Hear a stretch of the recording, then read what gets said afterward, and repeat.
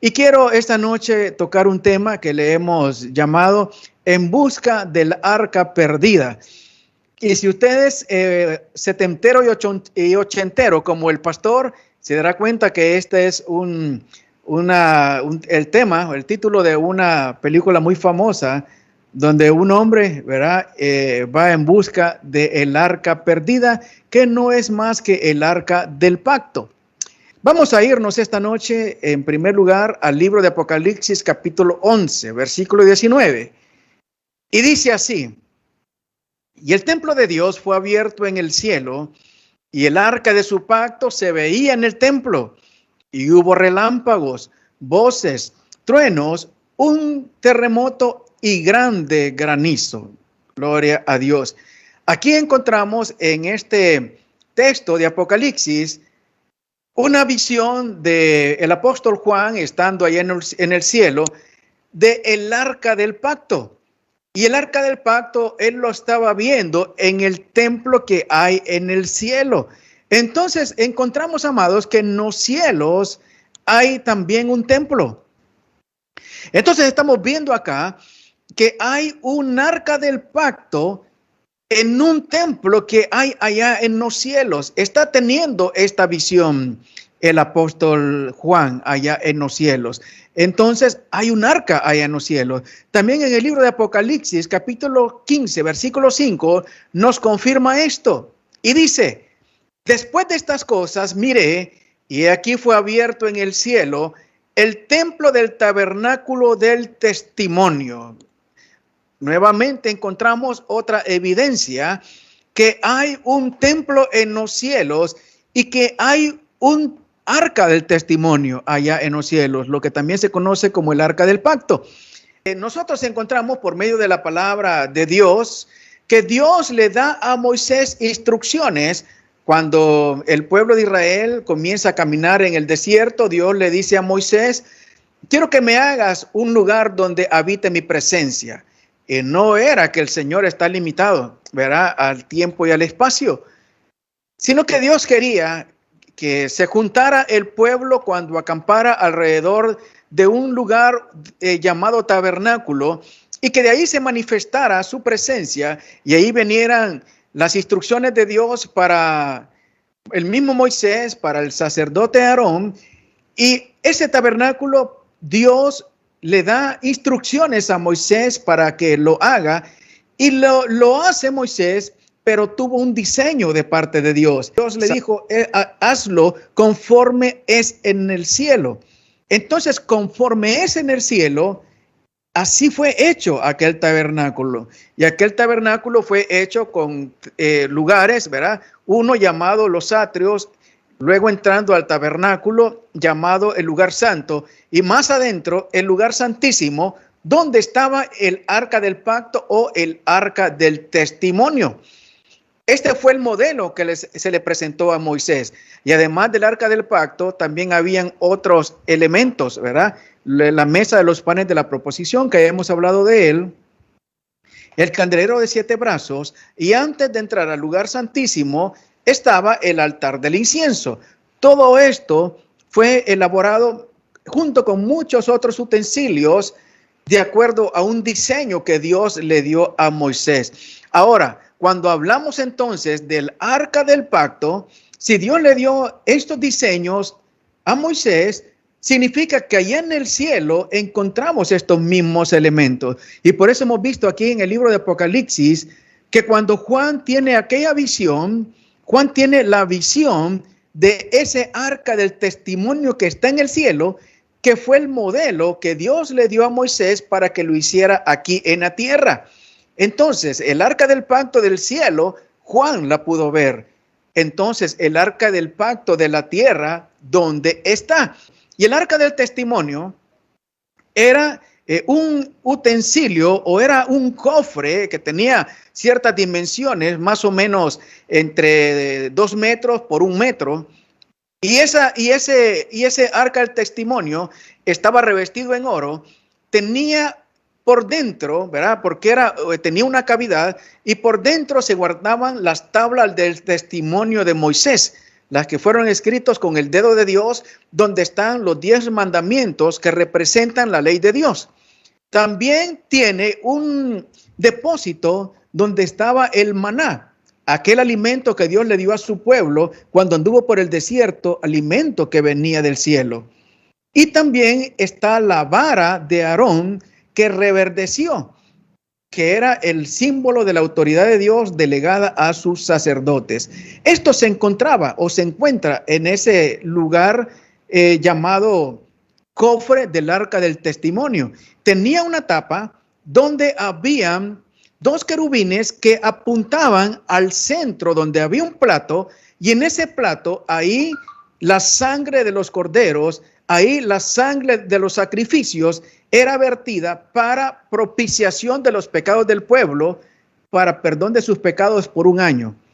Y vemos que esto es una sombra de lo que Cristo hizo, perdonándonos los pecados a nosotros, muriendo, siendo sacrificado en una cruz de una vez y para siempre.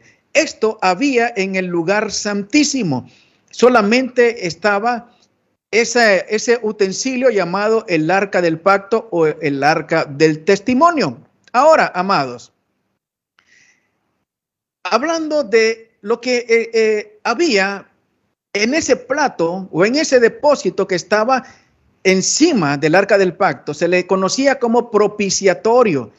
Y dice el libro de Éxodo capítulo 25, versículo 22, allí me declararé a ti y hablaré contigo sobre el propiciatorio que está entre los querubines sobre el arca del testimonio, todo lo que yo te mandare para los hijos de Israel. Entonces, amados, aquí Dios claramente en el Antiguo Testamento nos está dando un mensaje donde nos está diciendo que solamente por intermedio de la sangre de Cristo Jesús nosotros podemos tener acceso a Dios. No hay ninguna otra forma.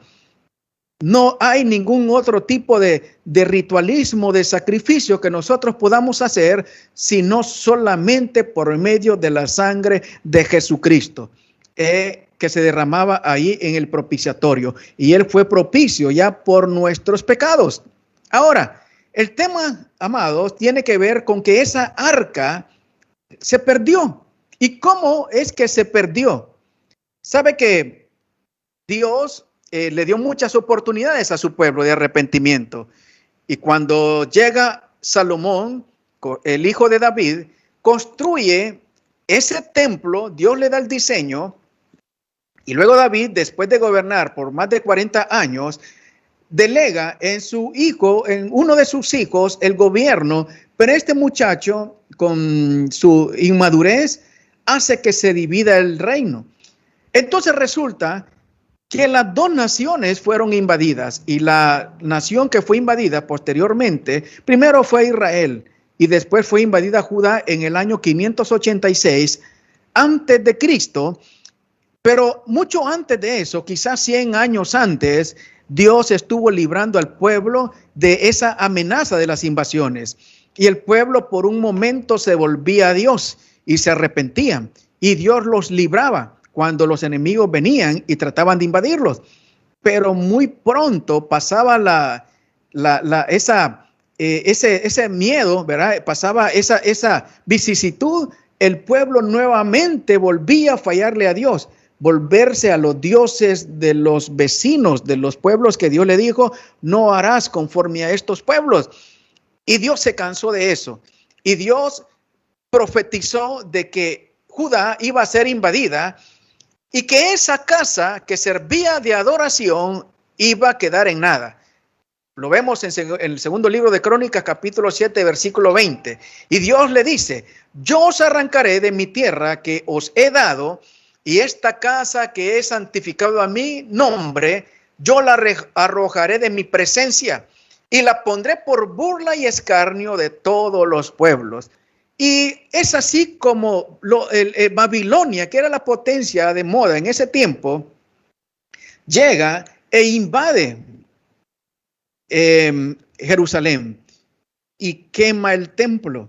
Y no solamente quema el templo, sino que se lleva todo lo que hay en el templo, porque ese templo de Salomón era un templo fastuoso, un templo donde estaba lo mejor, todo enchapado en oro, en plata, en maderas preciosas, caoba, cedro, piedras preciosas. Entonces, Babilonia se lleva todos los tesoros que había en el templo. Ahora, amados, aquí hay una lista que nosotros encontramos de las cosas que se llevaron los babilónicos o la nación de Babilonia. En 2 de Reyes, capítulo 25, versículo 14 dice, llevaron también los calderos, las paletas, las despibaladeras, los cucharones y todos los utensilios de bronce con que ministraban, incensarios, cuencos, los que de oro en oro y los que de plata en plata. Todo lo llevó el capitán de la guardia. 16. Las 2 columnas, un mar y las basas que Salomón había hecho para la casa de Jehová. No fue posible pesar todo esto. 17. La altura de una columna era de 18 codos y tenía encima un capitel de bronce. La altura del capitel era de 3 codos. Ahora, aquí quiero que miremos 2 puntos. Que en la lista de las cosas que se llevaron los caldeos no estaban ni el arca, ni la mesa de los panes de la proposición, ni el candelabro de 7 brazos, ni el arca del pacto. Ahora, amados, la segunda cosa que quiero que usted le ponga atención es que cuando llegan los caldeos, encuentran en el templo unas columnas de bronce con unos capiteles que tenían 3 codos. Y usted me dirá, pastor, ¿y qué es esto? ¿Qué es un capitel? Ahora le voy a explicar. Para entrar al lugar santo estaban estas 2 columnas de bronce. Y estas 2 columnas tenían en la parte de arriba ese adorno que se le llama capiteles. Y hasta le pusieron nombre. Se llamaban Boaz y Jachín. Ahora, amados, estas eran las columnas. Y lo que está en la parte de arriba son los capiteles. Ahora quiero que miremos algo. Salomón, cuando construye el templo, contrata a un hombre llamado Hiram, que era el rey de Tiro, e Hiram era muy amigo de David y luego se convirtió en gran amigo de Salomón. Dice la historia que Hiram, la madre de Hiram, era hebrea, era judía, y por eso esa gran afinidad con David y con Salomón. Y entonces Salomón contrata a Hiram para que construya gran parte del templo, cosas de madera, cosas de bronce, y incluyendo estas columnas. Dice primer libro de Reyes, capítulo 7, versículo 14. Mire, Hiram era un hombre muy inteligente, hermano. Era astuto, era un sabio en cuanto a este tipo de cosas, ¿verdad? Digamos un arquitecto en nuestros tiempos, pero uno de los más avanzados. Dice, e Hiram era lleno de sabiduría, inteligencia y ciencia en toda obra de bronce. Pues, vino al rey Salomón e hizo toda su obra. Y vació 2 columnas de bronce, la altura de cada una era de 18 codos, y rodeaba a una y otra un hilo de 12 codos. Ahora, amados, le subrayé ahí la palabrita y vació 2 columnas de bronce. ¿Por qué es importante? Porque usted sabe que las columnas son bases sólidas y las columnas siempre se hacen para sostener algo, ¿verdad? Los que tienen casas de 2 plantas sabrán que para sostener la segunda planta se necesitan poner bases o columnas sólidas, hermanos. Fundición, puro concreto. Ahora, estas columnas eran huecas, hermano, y no estaban sosteniendo nada. ¿Para qué servían estas columnas? Hermano, ¿serían solamente algo decorativo? Mire que Salomón no hacía nada así por así, todo tenía un significado. Sigamos, amado. ¿Y por qué es esto tan importante? Ahí les marqué, hermanos, esas 2 columnas que estaban enfrente del templo. Sigamos leyendo. Primer libro de Reyes 7:21. Estas columnas erigió en el pórtico del templo, y cuando hubo alzado la columna del lado derecho, le puso por nombre Jaquín. Y alzando la columna del lado izquierdo, ya no llamó su nombre Boaz. Hasta les puso nombre. Ahora, amados, Si buscamos nosotros el significado en hebreo del nombre de estas columnas, encontraremos que Jaquín significa base calza y Boaz significa fuerza. Y si unimos las dos palabras, nos dice o nos da un mensaje en código que quiere decir sistema de palancas. ¿Verdad que lo estoy intrigando? Usted no sabe para dónde lo estoy llevando, ¿verdad? Deme unos minutitos más y ya usted se va a dar cuenta qué tiene que ver todo esto con el arca del pacto. Ahora, amados, quiero que volvamos a la historia cuando llega Babilonia e invade Israel. Dice, primer libro de Reyes, capítulo 7, versículo 16. Hizo también 2 capiteles de fundición de bronce. Y ahí le marqué lo que es un capitel, la parte de arriba de las columnas. Seguimos. Para que fuesen puestos sobre las cabezas de las columnas. Y ahí le marqué en rojo.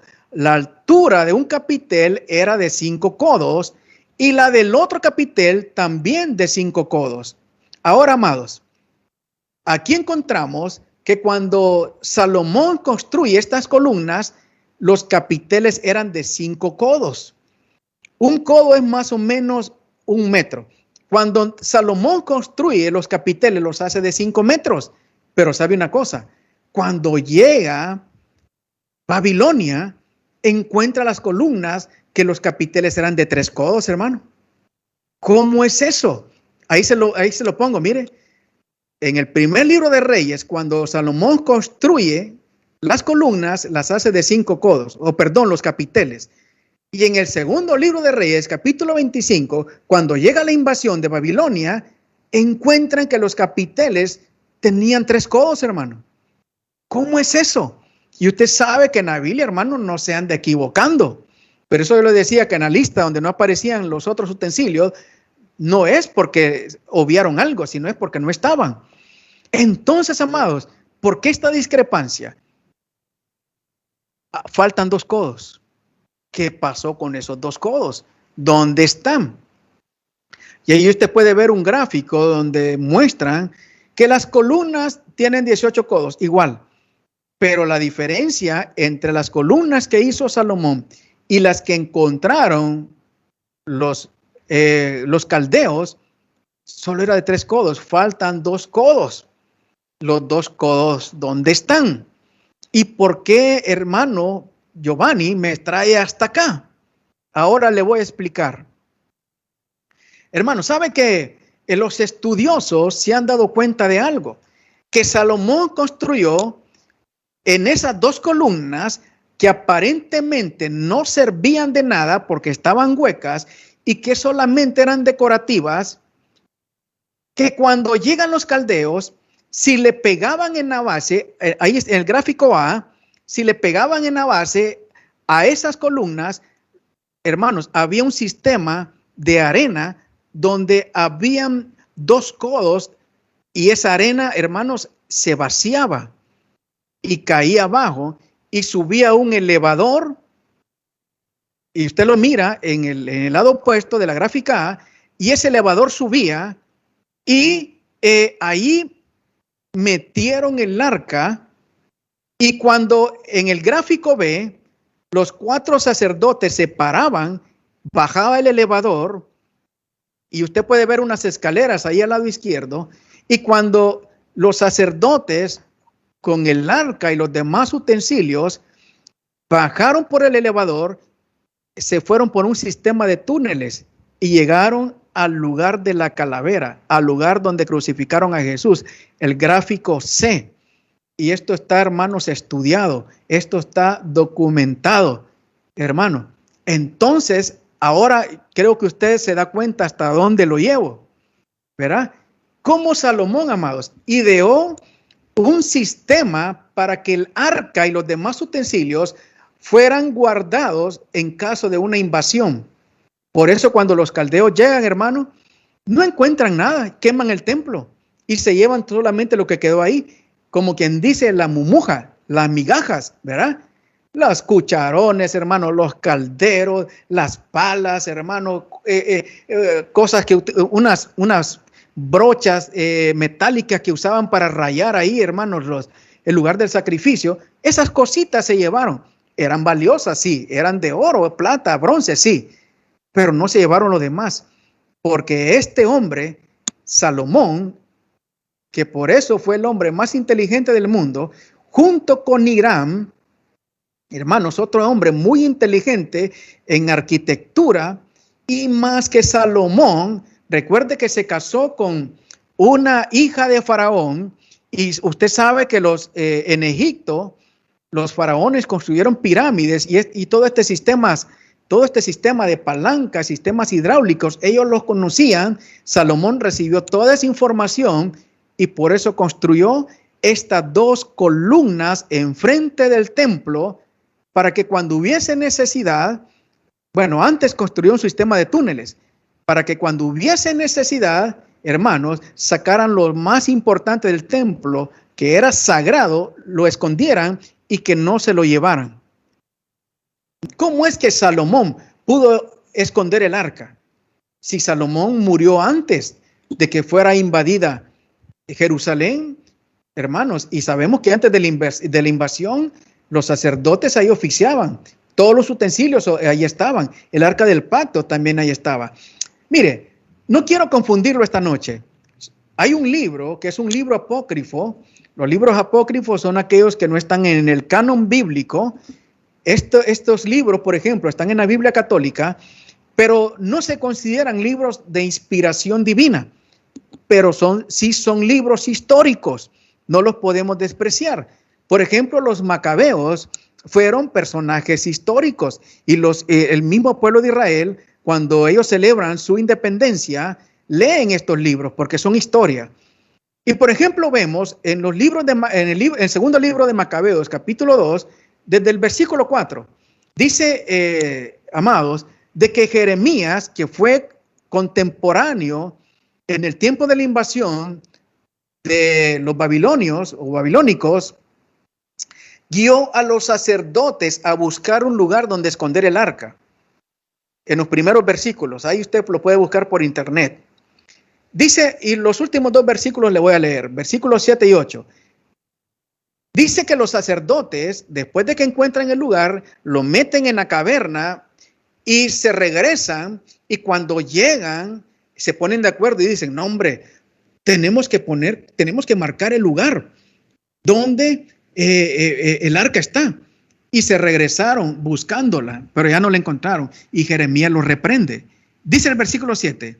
Jeremías, al saber esto, lo reprendió diciéndoles, este lugar debe quedar desconocido hasta que Dios tenga compasión de su pueblo y vuelva a reunirlo. Entonces el Señor hará conocer nuevamente esos objetos y aparecerán la gloria del Señor en la nube, como aparecieron en tiempos de Moisés, y cuando Salomón pidió al Señor que el templo fuera gloriosamente consagrado.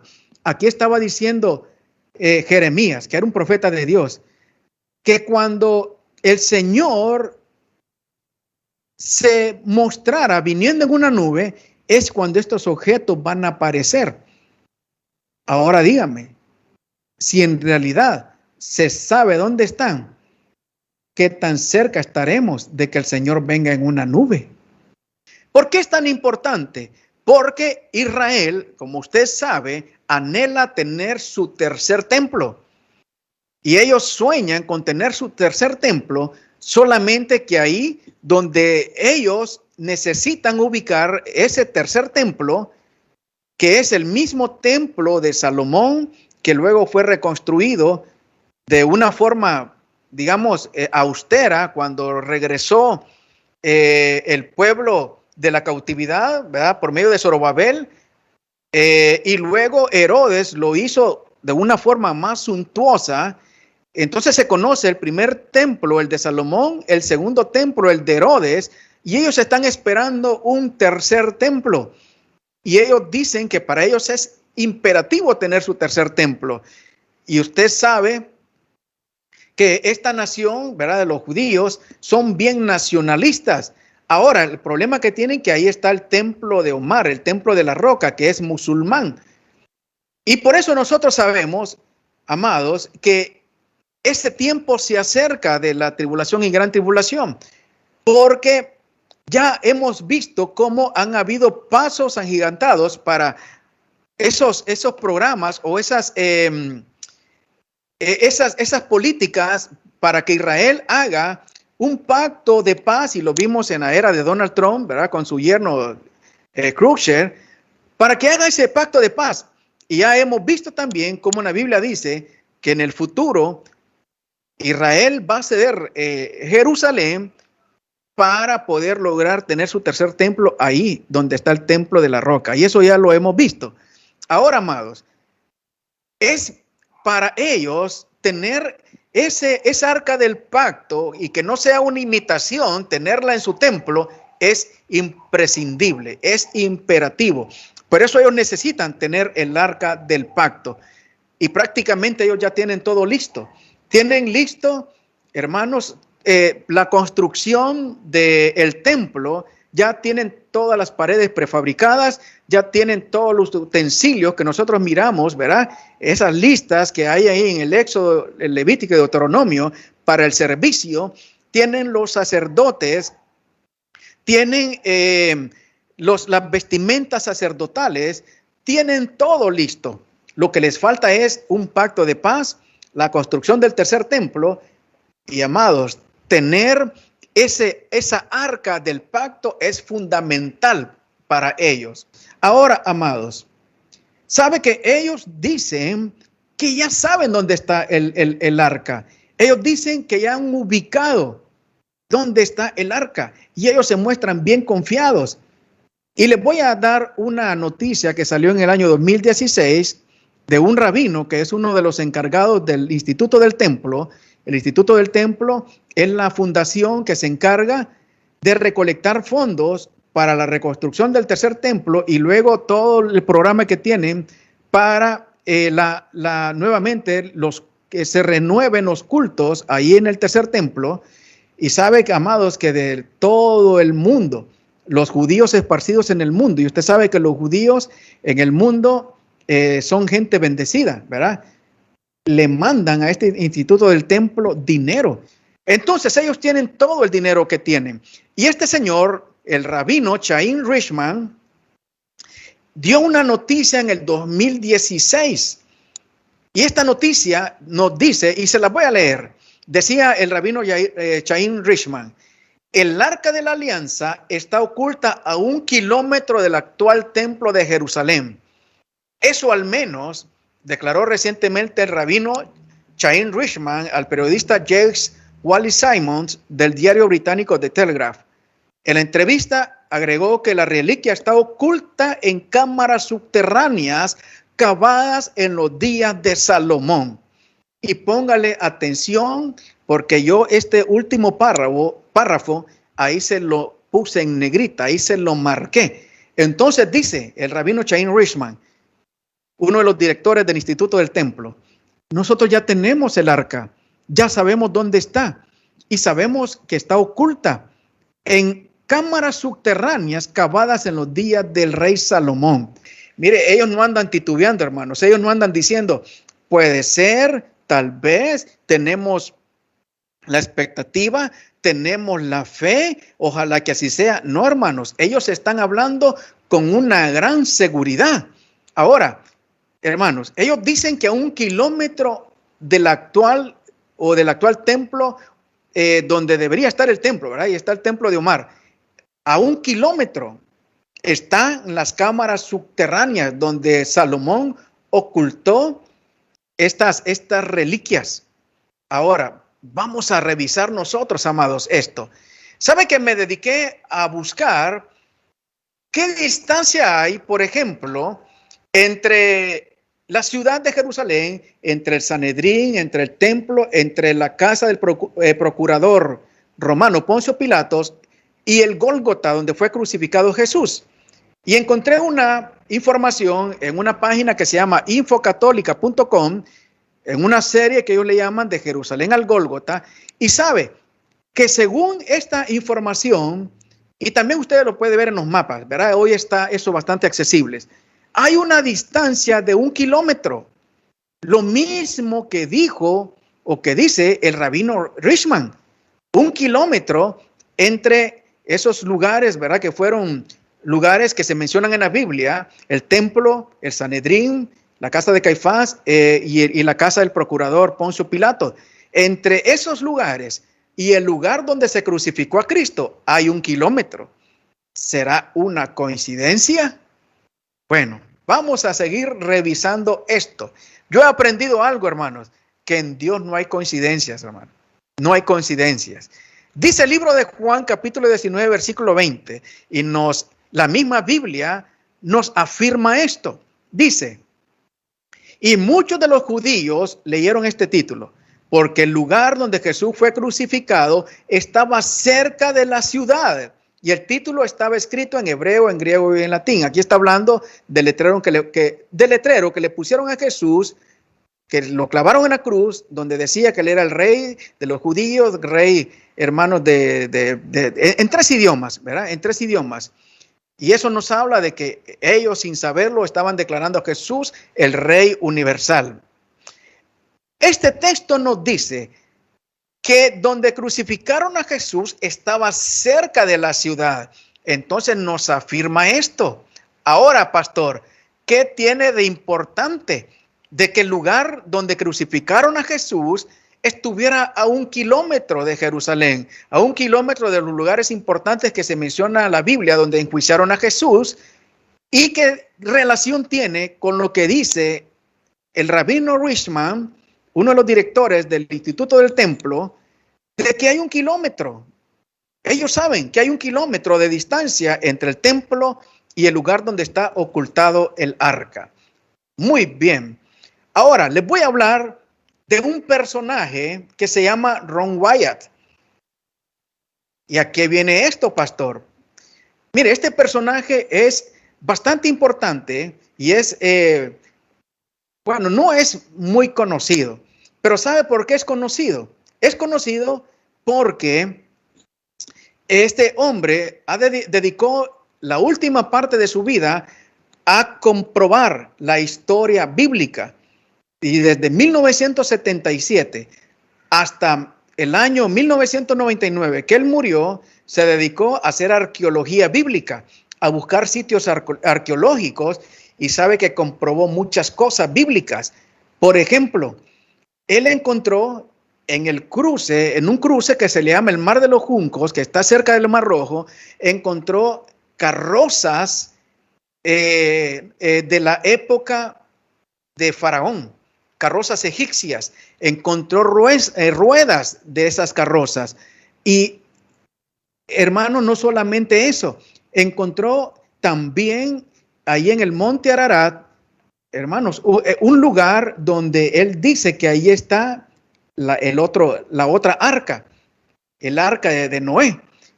Y él ha dado, y él tiene en ese museo hay un montón de piezas arqueológicas que comprueban sus descubrimientos. Y no solamente eso, sino que muchas otras cosas, él ha hecho descubrimientos y están en ese museo.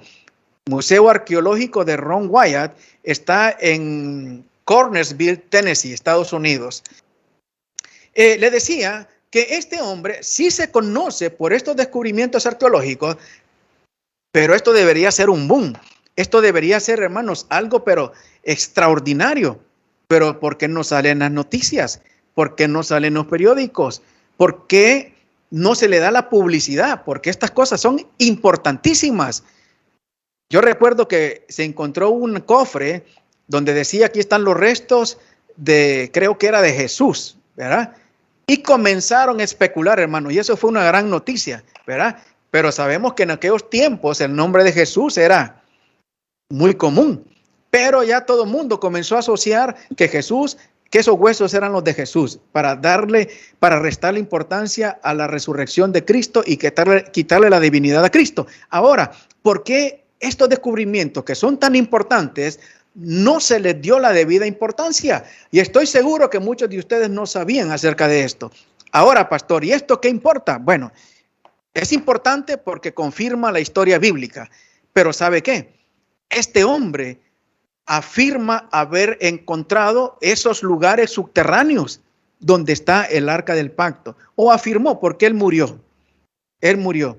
Según su historia, Ron Wyatt siempre, hermanos, su vida fue buscar, hermanos, restos arqueológicos. Y en una ocasión, él estuvo ahí en ese lugar donde fue crucificado Jesús, que se le conoce como el lugar de la calavera, y una voz le dijo que hiciera excavaciones ahí, en el Gólgota, y que ahí iba a encontrar el arca del pacto. Ahí estamos hablando de algo sobrenatural, hermano. Aquí estamos hablando de algo que no fue casualidad, ¿verdad? Entonces, estas cosas no se pueden entender si no es por la fe.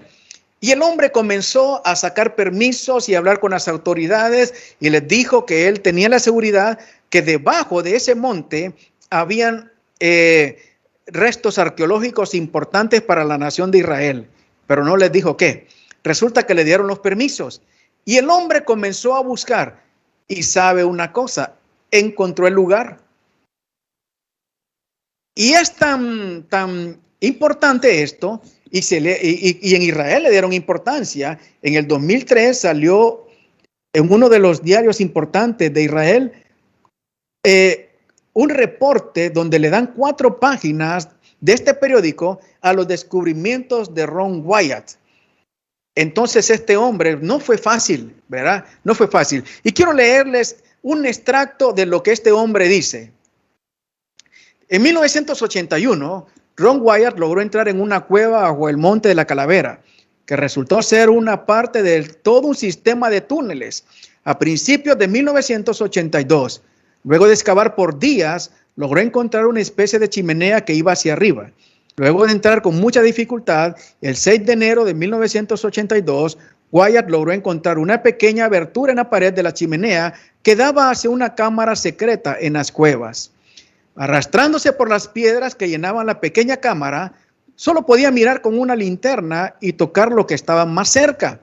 Lo que pudo observar fueron pieles de animales que cubrían una mesa de oro cuyo borde estaba tallado con campanas y granadas de forma alternada. Con su amplio manejo de las escrituras, pudo reconocer que el hallazgo se trataba nada menos que de la misma mesa de los panes de la proposición que se menciona en la Biblia. Pero lo más impactante fue lo que se hallaría en el fondo de la cámara. Al acercarse aún más, encontró una caja de piedra que tenía una tapa delgada de piedra sobre ella y que estaba partida en 2. De inmediato pudo comprender que dentro de la caja de piedra estaba el arca del pacto. Sin embargo, no podía entrar en la cámara, puesto que la entrada original no estaba a la vista. De inmediato notificó su descubrimiento a las autoridades locales, las cuales de inmediato le aconsejaron no revelar detalles, puesto que un hallazgo tal traería graves consecuencias religiosas y políticas. Ahí usted ve un dibujo que hizo Ron Wyatt de lo que él vio del arca del pacto. Y sabe que las autoridades después negaron todo esto. Dijeron que esto era mentira, que no era cierto, pero Ron Wyatt tiene fotografías con las autoridades mismas cuando le estaban dando el permiso y las autoridades dicen, no, nosotros no conocemos a este hombre está hablando tonteras. Hermano, el asunto es que Ron Wyatt no pudo tener más acceso después de su descubrimiento a estos utensilios, amados. Pero ¿sabe qué? El hombre fue muy inteligente. Dice que él sacó unas muestras de lo que había en el plato de esa arca del testimonio y la llevó a un laboratorio. Y esas muestras dieron como resultado que eran sangre, ¿verdad? Ya petrificada de hace muchos años, miles de años, de animales. Pero también, ¿sabe qué? Encontraron rastros de sangre. Pero lo especial de esto, lo sobrenatural de esto, que cuando él lleva la sangre al laboratorio, él no les dice qué sangre era. Y cuando le dan los resultados a él, le dicen, pero esto es increíble. Esta sangre que nosotros hemos analizado, el ADN nos dice que tiene 23 cromosomas de la madre, pero no encontramos los cromosomas del padre. Y usted sabe, amados, que todos tenemos cromosomas de nuestro padre y cromosomas de nuestra madre. Y esta sangre solo tenía cromosomas de la madre, de María. Entonces, ¿por qué no se hallaron los cromosomas del padre? Porque nosotros sabemos que fue, amados, por medio de la obra del Espíritu Santo, su concepción. Y Ron Wyatt les contesta. Y ahí está en internet, amados. Usted puede buscarlo. Él da una conferencia de prensa cuando habla de estos descubrimientos. Y él les contesta, esta sangre es del Mesías de ustedes, ese que ustedes han despreciado. Esta es la confirmación que esta sangre es de aquel que vino hace 2000 años y que era hombre, pero al mismo tiempo era Dios. Esto es increíble, hermano. Esto es increíble. Ahora, esto usted lo puede creer o no lo puede creer. Esto está ya a criterio de cada quien. Sería un embustero, Ron Wyatt. Resulta que el hombre, ¿verdad? Ahí tiene su museo y no se ha podido desacreditar ninguna de las piezas que el hombre tiene ahí. Y siempre fue conocido como un hombre bastante serio. Ahora, amados, vamos a tratar de desentrañar esta madeja. ¿Sabe qué es lo que dice Ron Wyatt? Ron Wyatt dice que en el lugar donde Cristo murió, y la misma Biblia nos dice que después de que Cristo muere, hubo una gran oscuridad, el velo del templo se partió en dos, de arriba hacia abajo, como quien lo rompe desde arriba, y además de eso dice, y la tierra tembló, y las rocas se partieron. Dice Ron Wyatt que cuando sucedió ese terremoto, en ese monte, hermanos, las rocas hicieron una hendidura y cuando aquel soldado romano introduce la lanza en el costado de Cristo, la sangre de Cristo comenzó a derramarse por toda aquella cruz y comenzó a diluirse por aquellas hendiduras de aquella roca y fue a caer directamente al propiciatorio. ¿Se da cuenta, hermano? ¿Se da cuenta? Ahora, usted puede creerlo o no. Ahí está a criterio de cada quien, porque esto es tan increíble, hermanos, tan increíble que pareciera que todo es como una construcción para crear una mentira. Ahora, hermanos, díganme en la Biblia si no hay hechos asombrosos como que Dios, por medio de una petición de Josué, paró el sol y la luna. Dígame si no encontramos en la Biblia que el mar rojo se abrió en dos y muchas otras cosas. Entonces, ¿por qué esto nos podría parecer una mentira? ¿Por qué esto nos podría parecer tan increíble para no creerlo? Pero eso queda a criterio de cada quien. Entonces, hermanos, ahí podemos ver que ese sacrificio que el Señor hizo en esa cruz fue de una vez y para siempre, y que literalmente su sangre cayó en aquel propiciatorio. Gloria al Señor, hermanos, gloria a Dios, para que vea que nuestro Dios es un Dios increíble, va mucho más allá de nuestra mente y que ninguna de las cosas que suceden están fuera del control de Dios y que todo lo que Dios dejó escrito en el Antiguo Testamento tiene un cumplimiento fiel en el Nuevo Testamento. Gloria al Señor. Yo me maravillo con estas cosas, amados. Me maravillo con estas cosas. Gloria a Dios. Dice el primer libro de Juan, capítulo 5, versículo 8. 3 son los que dan testimonio en la tierra: el Espíritu, el agua y la sangre. Y estos 3 concuerdan. Entonces la Biblia nos dice que hay un testimonio que es la sangre de Cristo. Y que, hermanos, no es algo figurativo. No es una construcción así gramatical romántica, sino que es algo literal. Hay una sangre que da testimonio de ese sacrificio de Cristo Jesús y un día nosotros lo vamos a comprobar. Por eso decía el rabino Richman, nosotros tenemos el arca, sabemos que está a 1 kilómetro del templo. Claro, hermano, ellos ya lo tienen todo listo. Por eso, hermanos, cualquier cosa. Gloria a Dios. Ya vamos a terminar. Por eso cualquier cosa que ellos estén haciendo para reconstruir todo lo que había en el templo, no se preocupan, hermano, por falsificarlo. No falsificarlo, sino que hacerlo similar, porque ya saben que lo tienen todo listo. Ya me están avisando que me pasé de la hora. Solo quiero terminar con primer libro de Reyes, capítulo 8, versículo 12. Entonces dijo Salomón, Jehová ha dicho que él habitará en la oscuridad. Yo he edificado casa por morada para ti, sitio en que tú habites para siempre. Cuando trasladamos, hermanos, el orden de abajo para arriba de lo que nos dice aquí Salomón, encontramos que la palabra sitio viene del hebreo makom, que significa lugar arreglado.